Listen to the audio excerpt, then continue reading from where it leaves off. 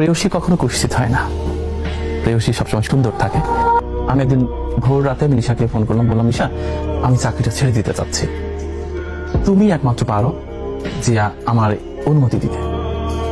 সে বললো কি দেখো আসলে তোমার হাত ধরেছিলাম কিন্তু এটা ভেবেই যে আমাদের গাছতলাও থাকতে হতে পারে, তুমি তো তখন ব্যাংকের ম্যানেজার ছিলে না, তো দরকার কি, তোমার যদি ভালো না লাগে, তুমি স্বস্তি না পাও, আমার মানে ব্যাপারটা হচ্ছে তুমি শান্তিতে থাকবা এটা দেখবো। You have a beautiful wife. তো তুমি যখন অশান্তিতে আছো, আমার দরকার নেই ম্যানেজারি, চলে আসো। বিউটিফুল। দেন আমার মনে হলাম কোথায় যাবো, বাবা বাড়িতে উঠতে পারবো না। বাবা বলে দিয়েছে না না তোমার কোনো জায়গা নেই, তোমার কোনো জায়গা আমার বাড়িতে নেই, এরকম উন্মাদ পাগলের কোনো জায়গা আমার বাড়িতে নেই। আমি ফোন করলাম আমার শাশুড়ির কাছে, খুব ভয় ভয়ে ফোন করলাম। আর যাক জামাই ব্যাংকের ম্যানেজার, সে আমাকে বললো ছেড়ে দাও। আমি খুব অবাক হলাম, এ কি কথা। আমি বললাম আপনি রাগ করে বলছেন না তো? সে বললো না। সে বললো দেখো বাবা, তোমার হাতে আমি যখন মেয়ে দিয়েছিলাম তুমি জাস্ট বাসায় বাসায় টিউশনি করতে, কিচ্ছু করতে না।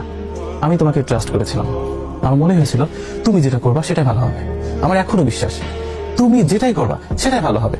তুমি যদি জিনাইদা হিসেবে ভিক্ষা করো, আমি জানি you will be the special beg. এরপরে কি হলো, আপনি চাকরি ছেড়ে কি করলেন? আমি পরের দিন সকাল কাউকে কিছু না জানিয়ে আমি রিজাইন লেটার আমার টেবিলে রেখে আমি ট্রেন ধরে একেবারে ঝিনাইদহ চলে আসলাম। শাশুড়ি খুব ভালোভাবে আমাকে উষ্ণ অভ্যর্থনা দিয়েই বরণ করে বলো চিন্তা করো আমি আছি তো। আমি এখানে বসে যদি এখন ফোন করি এই মানুষটার কাছে যে আম্মু আমাকে তো একজন আটকে রেখেছে, 5 লাখ টাকা চাই, এত টাকা কোথায় পাবো এখন? সে বলবে চিন্তা করো না আমি আছি। জীবনের সবগুলো ব্যাপারে উনি আমার পাগলামিটাকে প্রশ্রয় দিয়েছে।